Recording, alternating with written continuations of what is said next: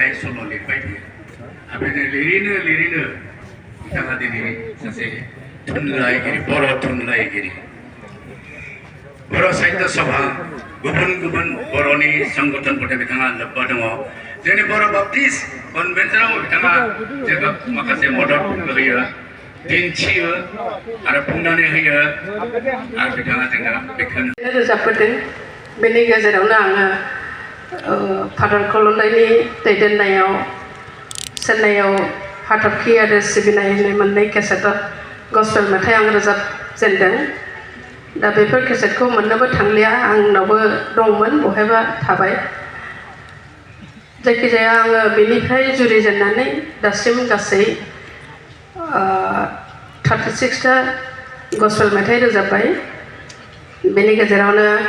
जोंनि बेंटल साइडनिबो दङ आरो जोंनि नोंथांमोननि उदालगुरि डिस्ट्रिक्टनिफ्रायबो गोबां प्रडिउसारनिबो आं रोजाबदों दा आङो नोंथांमोननो दोंसे रोजाबनानै खोनासंहोनो सानदों दा आंनि हालोदा सिगांनि बायदि नंलिया आङो दा मोजाङै रोजाबनो हानाय आंनाव गोहो गैलिया बोलो गैलिया